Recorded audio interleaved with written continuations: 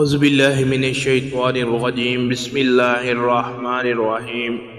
شروع کرتا ہوں اللہ کے نام سے جو بڑا مہربان نہایت رحم کرنے والا ہے۔ آپ دیکھ رہے ہیں ہمارا اسلامک یوٹیوب چینل۔ اگر آپ ہمارے اسلامک یوٹیوب چینل پر نئے ہیں تو ہمارے اسلامک یوٹیوب چینل کو سبسکرائب کر لیں اور بیل آئیکن کے نوٹیفیکیشن کو آن کر لیں تاکہ ہماری ہر نئے آنے والی ویڈیو سب سے پہلے آپ تک پہنچ سکے۔ تو آج کا ہمارا موضوع ہے اویس قرنی کو یہ مقام کیسے ملا۔ ایک بزرگ گزرے ہیں حضرت اویس قرنی، یہ تابعین میں سے تھے۔ نبی کا زمانہ پایا یہ اکیلے اپنی والدہ کی خدمت کرنے والے تھے۔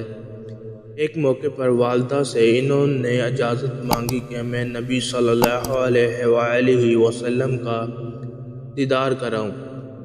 نبی کریم صلی اللہ علیہ وآلہ وسلم کے دیدار کی اجازت مل گئی، مگر والدہ نے کہا بیٹا خدمت کرنے والا پیچھے کوئی دوسرا نہیں، تم جلدی لوٹ آنا۔ مدینہ طیبہ آئے۔ اللہ تعالیٰ کی شان میں نبی کریم صلی اللہ علیہ وآلہ وسلم اس وقت سفر پر تشریف لے گئے تھے تو آپ صلی اللہ علیہ وآلہ وسلم وہاں نہ ٹھہرے اور واپس آ گئے۔ جب نبی کریم صلی اللہ علیہ وآلہ وسلم واپس تشریف لائے تو آپ صلی اللہ علیہ وسلم کو بتایا گیا کہ اس طرح کا ایک بندہ آیا تھا، ملاقات کرنا چاہتا تھا، زیارت کرنا چاہتا تھا، مگر چونکہ آپ نہیں تھے، ان کو واپسی کی جلدی تھی، وہ واپس چلا گیا۔ نبی کریم صلی اللہ علیہ وآلہ وسلم نے اس بات کو سن کر خوش ہوئے۔